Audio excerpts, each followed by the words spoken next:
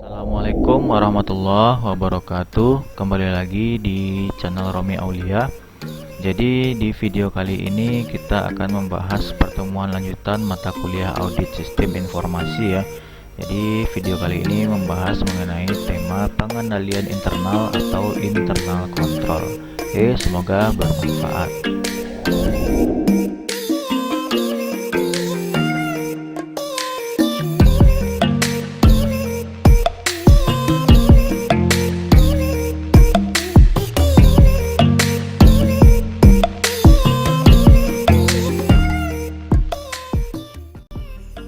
Kita lihat pengendalian dari internal control ya.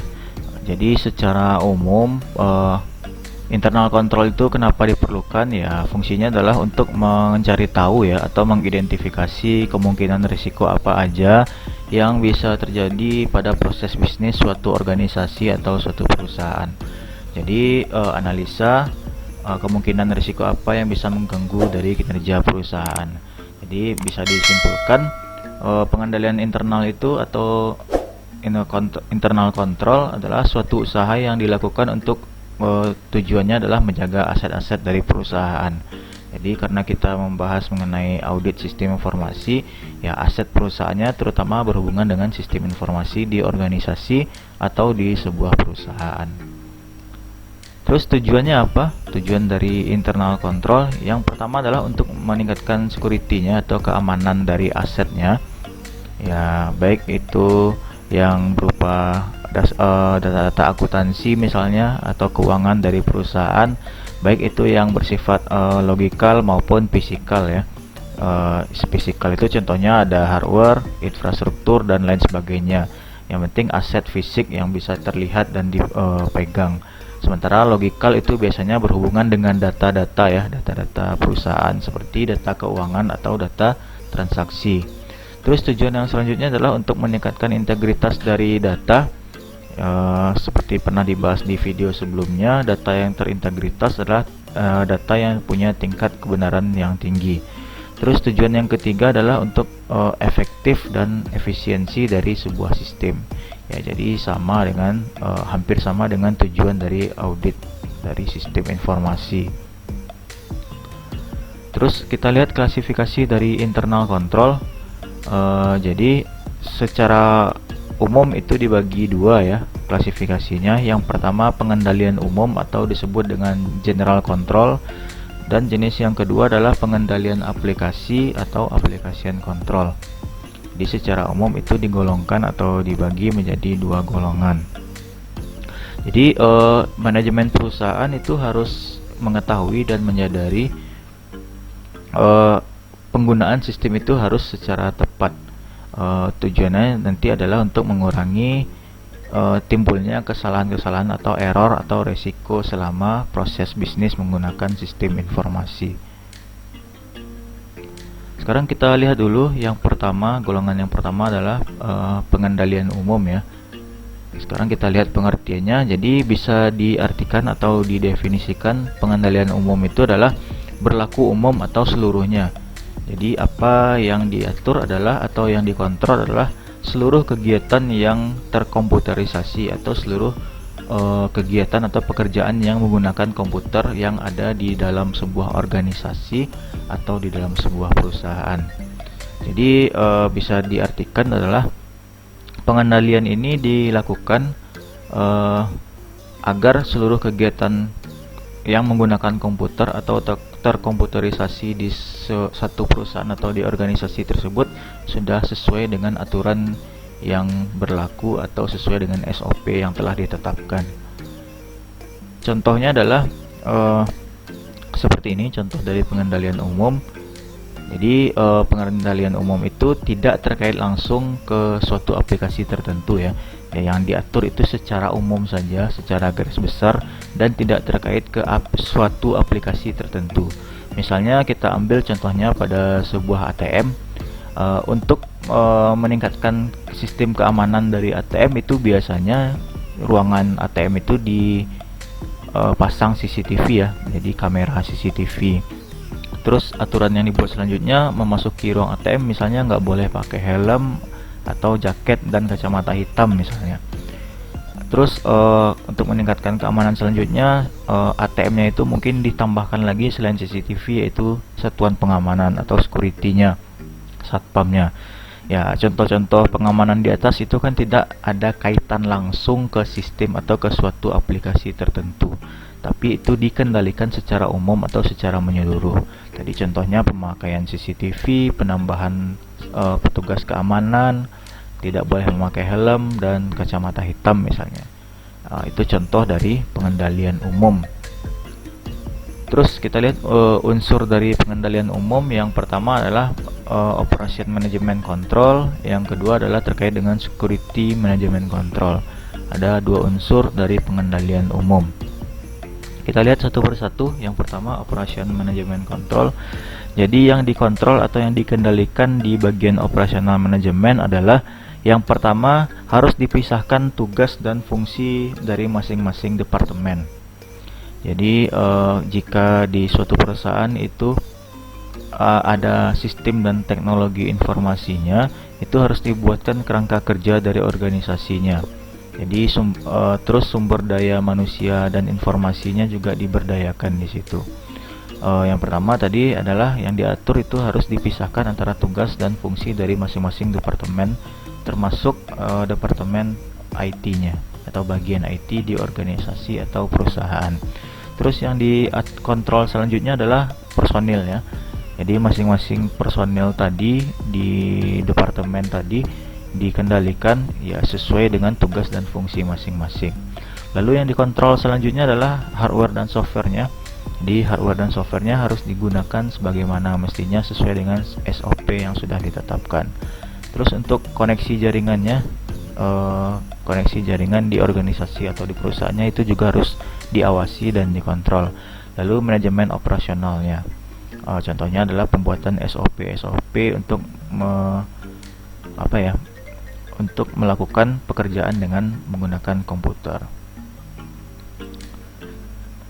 Ini dia penjelasannya, pemisahan fungsinya. Tadi contohnya departemen-departemennya dipisahkan, contohnya antara departemen atau bagian IT dengan bagian yang non-IT.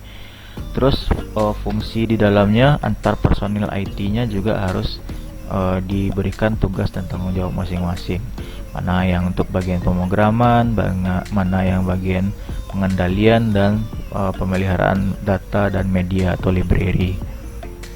Ini dia di pengendalian personil ya, harus ada prosedur waktu pemilihan atau penerimaan pegawai. Terus harus ditingkatkan keahlian pegawai, contohnya dengan memberikan pelatihan-pelatihan secara rutin, terus melakukan penilaian dan evaluasi misalnya. Terus terkait dengan gaji atau promosi itu harus jelas bagi karyawan atau pegawai. Terus job desk-nya harus jelas, jadi tahu masing-masing personil itu tahu job desk masing-masing. Terus mutasi ya atau rotasi dalam bidang pekerjaan agar pegawai itu tidak jenuh atau boleh mengambil cuti kerja untuk refresh. Itu pengendalian personil contoh yang harus dilakukan. Terus selanjutnya pengendalian hardware-nya ya, tadi bisa dilakukan, caranya adalah dengan mengkontrol akses terhadap fisik dari hardware-nya. Contohnya yang bisa mengakses fisik dari hardware itu hanya orang-orang atau pegawai tertentu saja. Contohnya hanya orang di bagian atau pegawai di bagian IT saja. Terus pengendalian di hardware selanjutnya adalah penempatan dari hardware-nya, lokasi atau titik hardware-nya itu harus aman ya. Jadi harus dipertimbangkan tingkat keamanannya dan kalau bisa terhindar itu dari bahaya bencana alam.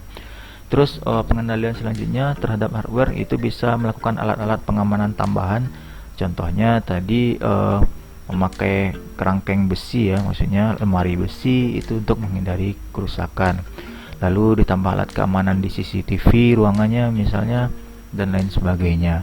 Lalu kegiatan yang bisa dilakukan selanjutnya di kontrol perangkat keras adalah kontrol dari operasional perangkat kerasnya. Jadi harus dikendalikan agar menghindari kemungkinan dari kerusakan. Terus pengendalian softwarenya ya, harus didesain softwarenya itu seaman mungkin dan hanya boleh diakses oleh orang-orang tertentu saja, karena itu berhubungan dengan kontrol dari data ya, pengendalian data agar data-data tidak hilang atau rusak atau tidak diakses oleh orang-orang yang tidak mempunyai hak. Sekarang pengendalian jaringannya, jadi bisa menggunakan tools ya atau alat bantu yang fungsinya nanti adalah untuk memulai atau menghentikan jaringan jika terjadi error misalnya, lalu untuk mengawasi atau memonitor aktivitas apa saja yang terjadi di dalam jaringan, aksesnya kemana saja yang dilakukan oleh pegawai, terus mengganti name dari jaringan komunikasinya, termasuk di situ membuat passwordnya dan lain sebagainya. Lalu mengirimkan sistem warning atau status message kalau ada transaksi atau aktivitas yang mencurigakan di dalam jaringan. Sekarang kontrol selanjutnya adalah di manajemen operasional. Ya, file-file itu harus dibuat pustakanya ya. Baik itu karena komputer di perusahaan itu kan biasanya tergabung dalam satu jaringan. Jadi terdiri dari multi user. Jadi fungsi helpdesk kalau terjadi masalah misalnya itu harus diaktifkan oleh bagian atau departemen IT. Sekarang yang jenis kedua adalah pengendalian aplikasi. Kalau tadi pengendalian umum, sekarang pengendalian aplikasi. Jadi kalau pengendalian aplikasi ini bedanya dengan yang umum, kalau aplikasi ini yang dikontrol ya yang harus berhubungan atau berkaitan langsung dengan aplikasi atau software tertentu. Jadi kalau sistem informasi yang berbasis teknologi informasi itu semua pekerjaannya atau kegiatannya memerlukan aplikasi tertentu. Jadi kalau pengendalian aplikasi ini langsung ya, yang dikontrol adalah aplikasinya. Jadi contohnya kita ambil lagi ke ATM ya. Kalau tadi itu CCTV misalnya, kalau pengendalian aplikasi itu yang langsung berhubungan dengan aplikasi ATM-nya. Contohnya untuk meningkatkan keamanan, sebelum menggunakan ATM kita masukkan PIN-nya, kartunya, kita akan diminta untuk memasukkan password atau nomor PIN misalnya. Itu kan berhubungan langsung dengan software atau aplikasinya. Setelah PIN-nya masuk, kita bisa ngecek uang di dalamnya, apakah saldonya cukup atau tidak, atau bisa diambil atau tidak ya saldonya atau uangnya cukup. Terus PIN-nya itu bisa diganti secara berkala misalnya. Jadi pengendalian berupa penerapan nomor PIN dan limit pengambilan uang itu adalah contoh pengendalian terhadap aplikasi yang berlaku pada ATM. Jadi mungkin saja berbeda dengan transaksi pada sistem yang lain. Sekarang kita lihat unsur pengendalian aplikasi. Yang pertama adalah adanya boundary control ya atau batasan dari sistem. Jadi boundary ini maksudnya adalah hal-hal apa saja yang bisa dilakukan oleh sistem, selain itu tidak boleh dilakukan oleh sistem. Jadi interaksi antara user dan interface-nya itu bertujuan yang pertama untuk mengenal identitas dari user secara otentik ya. Contohnya tadi dengan penerapan nomor PIN misalnya. Terus untuk menjaga agar sumber daya sistem informasinya itu digunakan oleh user yang berhak atau oleh orang-orang yang berhak.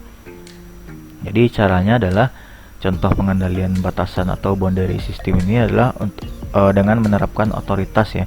Jadi hanya orang yang mempunyai hak atau otoritas itu yang bisa mengakses ke dalam sistem. Selanjutnya adalah identitas usernya itu harus jelas, harus terekam dulu di sistem agar usernya tadi bisa mengakses data yang ada di dalam sistem. Sekarang pengendalian input. Jadi yang dikontrol di pengendalian input ini adalah transaksi-transaksi yang dipastikan itu inputnya harus valid ya. Jadi selain valid juga harus lengkap serta bebas dari kesalahan. Jadi pengendalian input ini atau input control ini harus memastikan data yang akan dimasukkan ke dalam sistem itu harus valid atau benar, harus punya tingkat kelengkapan dan bebas dari unsur kesalahan dan penyalahgunaan. Mekanisme yang bisa diterapkan adalah yang pertama di batch system atau delay process system. Di mekanisme input yang pertama, mekanisme input yang kedua yang bisa diterapkan ke sistem adalah yang online transaction processing system. Jadi kalau yang online itu bersifat real time ya. Kita lihat satu persatu batch system. Jadi batch system itu adalah proses input yang dilakukan secara delay ya. Jadi transaksinya ini kita simpan dulu atau kita record dulu di dalam manual, contohnya di dalam kertas. Contoh kasus yang sering ditemui adalah waktu pendataan sensus penduduk misalnya, atau kartu pencoblosan pemilihan umum. Jadi di sini data-data input tadi dimasukkan ke dalam kertas misalnya. Di tahap pertama yaitu di capture dulu datanya, ditangkap dulu datanya, lalu data yang di capture tadi atau ditangkap tadi ditulis di dokumen, di sebuah dokumen. Terus masuk ke tahap yang kedua, data prepare ya. Jadi data itu disiapkan sebelum dientrikan ke dalam sistem. Baru masuk ke tahap ketiga, data entry. Jadi data yang sudah ditulis di dokumen tadi terus sudah disiapkan, baru diinputkan atau dientrikan ke dalam sistem. Maksudnya adalah merekam data atau menginputkan data ke dalam komputer. Jadi batch sistem atau delay processing system itu tidak langsung atau tidak real time. Contoh kasusnya adalah saat sensus penduduk atau pendataan calon pemilih ya, calon di pemilihan umum.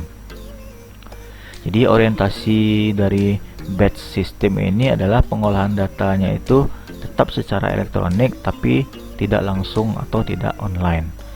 Terus yang kedua tadi online transaction processing system. Ya, online transaksi itu secara real time ya.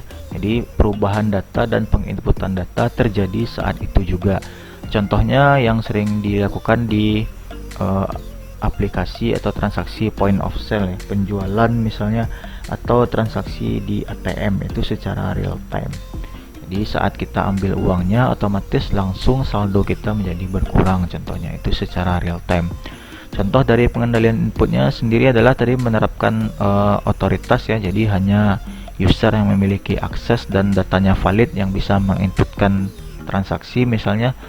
Terus contoh pengendalian selanjutnya yang bisa dilakukan adalah di bagian transmisi dan konversi data ya, transmisi pengiriman data dan konversi data. Lalu nanti jika ada penanganan kesalahan. Lalu kontrol yang ketiga adalah output control atau pengendalian keluaran. Jadi di bagian pengendalian keluaran ini kita harus memastikan outputnya itu harus akurat ya, tidak ada yang salah lagi, harus akurat, harus lengkap, dan outputnya nanti akan digunakan sebagaimana mestinya oleh orang-orang yang mempunyai hak atau user yang mempunyai hak.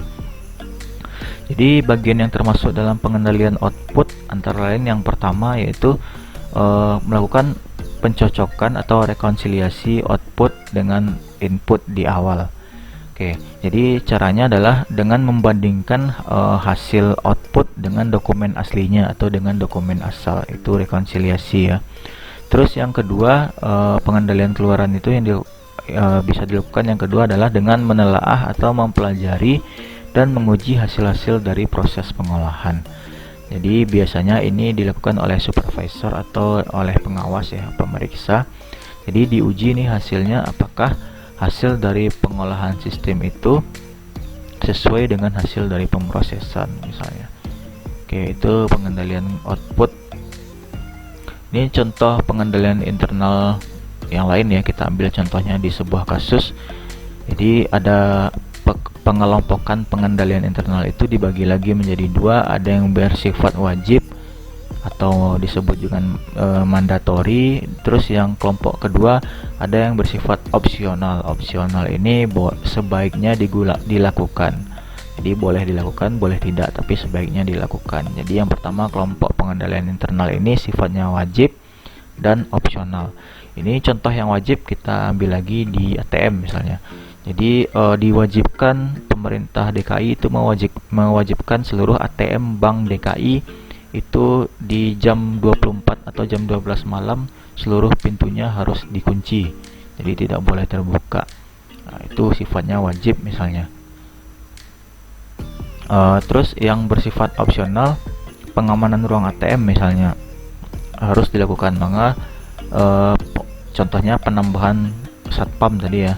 Jadi boleh dilakukan penambahan satpam, boleh tidak. Jadi itu yang bersifat opsional, pilihan. Jadi sebaiknya dilakukan, tapi jika tidak dilakukan itu tidak masalah.